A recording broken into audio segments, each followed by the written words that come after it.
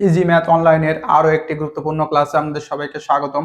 বোর্ডে যে অঙ্কটি দেখতে পাচ্ছেন, 15 মার্চ অনুষ্ঠিত সিনিয়র অফিসার জেনারেল পরীক্ষাতে এই অঙ্কটি এসেছিল। এই অঙ্কটি দেখে অনেক কঠিন মনে হতে পারে, কিন্তু আসলে কঠিন নয়। বিন্যাস বা সমাবেশের অঙ্ক যদি আপনি ঠিক মতো সত্যগুলো বুঝতে পারেন, তাহলে কিন্তু সমাধান করা খুবই সহজ হয়ে যাবে। আজকে আমাদের ক্লাসটি পানির মতো সহজ হতে চলেছে। চলুন আমরা প্রশ্নটি পড়ি। How many distinct 5-digit numbers can be formed using the digits 0, 1, 2, 3, 4 and 5 such that the number is divisible by 5 and digits are not repeated?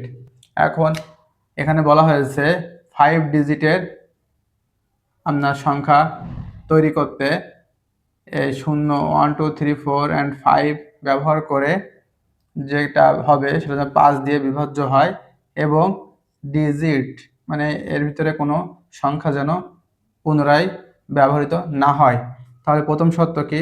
প্রথম শর্ত বলছে 0, 1, 2, 3, 4, 5 দিয়ে 5 ডিজিটের একটা সংখ্যা তৈরি করতে হবে, যেখানে যে সংখ্যাটি 5 দ্বারা ভাগ করা যাবে। আর বলা হয়েছে কোনো ডিজিট পুনরাবৃত্তি করা যাবে না, কোনো ডিজিট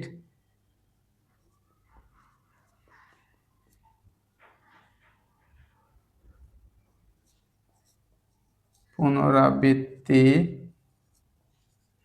করা যাবে না। এখন খেয়াল করুন, তাহলে আমাদের হাতে আছে 1, 2, 3, 2, তাহলে আমাদের হাতে আছে 0, 1, 2, 3, 4, 5। এখন 5 দ্বারা বিভাজ্য হতে হলে হয় সেই সংখ্যার শেষে 0 থাকতে হবে, আর নতুবা কি থাকতে হবে? 5। কারণ আমরা জানি সাধারণত 5 দ্বারা সেই সকল সংখ্যাকে ভাগ করা যায় যে সংখ্যার শেষে 0 থাকে অথবা 5 থাকে। এখন তাহলে আমরা প্রথমে 0 নিই, এককের ঘরে 0। তাহলে শেষ অঙ্ক বা এককের ঘর 0, এটি হচ্ছে এক উপায়। তাহলে 0 চলে গেলে আর থাকছে কত? 1, 2, 3, 4, 5টা সংখ্যা। এখন তাহলে 5টি সংখ্যা আছে, কিন্তু আমাদের নিতে হবে কি 4টি ডিজিট তৈরি করতে হবে। তাহলে প্রথমটা তৈরি করা যাবে 5 উপায়ে, যেহেতু 5টা আছে। এরপরে মনে যদি 5 উপায়ে করা যাবে, দ্বিতীয়টি এর ভিতরে যে কোনো একটা মনে করেন চলে গেল, তাহলে দ্বিতীয়টি 4 উপায়ে, তৃতীয় ডিজিটটি 3 উপায়ে,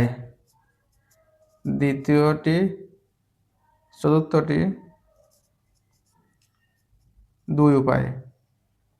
এখন তাহলে প্রথম হয়ে গেল, দ্বিতীয়, তৃতীয়, চতুর্থ, পঞ্চম, 5টা ডিজিট কিন্তু আমরা পেয়ে গেলাম।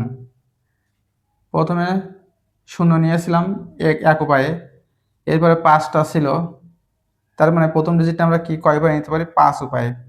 তাহলে 0 সাথে যেহেতু আর একটা সংখ্যা চলে গেছে, তাহলে থাকে কি কয়টি? 4টি, 4 উপায়ে। এবার আরও একটা যখন চলে যাবে তখন 3 উপায়ে, তারপরে 2 উপায়ে। এবার এগুলো সব গুণ করতে হবে, 1 গুণিতক 5 গুণিতক 4 গুণিতক 3 গুণিতক 2, 4 5 20, 3 গুণ 60, 60 গুণ 120। তাহলে শেষের এককের ঘরে 0 নিয়ে আমরা 120 উপায়ে সংখ্যাটি নির্ণয় করতে পারি। এখন 0 নিলাম, এবার 5 নিয়ে শেষ অঙ্ক বা এককের ঘরে যদি আমরা 5 নেই, তাহলে এটা এক উপায়। এরপরে দেখেন আর থাকছে কয়টি? 5টি।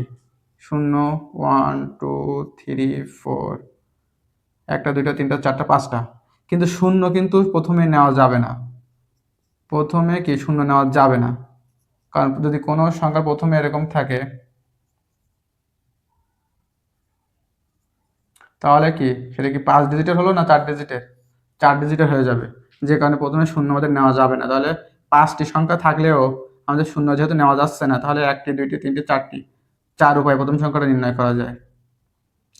4 উপায়ে যদি একটা কমে গেলে আর থাকে 3টা আর একটা 4টা, দ্বিতীয় উপায়ে, কিন্তু দ্বিতীয়বার কিন্তু আমরা শূন্য নিতে পারতেছি, যে কারণে 3টা আর একটা 4টা থাকতেছে। দ্বিতীয় সংখ্যাটাও আমরা 4 উপায়ে নির্ণয় করতে পারছি। তৃতীয়টি এবার কিন্তু একটা কমে 3 হয়ে যাবে 3 উপায়ে।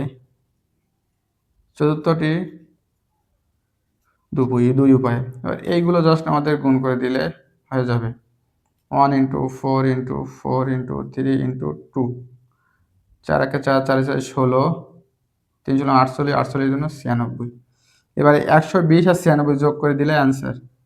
120 আর 96 যোগ করে দিলাম 6, 11 1 2, 216।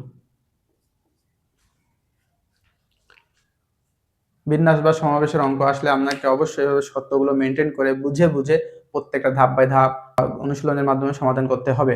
এখন পরীক্ষার হলে যেটা এত বড় অঙ্ক দেখে হয়তো মনে হতে পারে অনেক কঠিন, কিন্তু আমি যে কথাটি এইমাত্র বললাম, সত্যগুলো বুঝে ধাপ বাই ধাপ যখন আপনি বাসায় প্র্যাকটিস করবেন, প্র্যাকটিস করতে করতে আপনার দ্রুত হয়ে যাবে এবং practice makes a man perfect.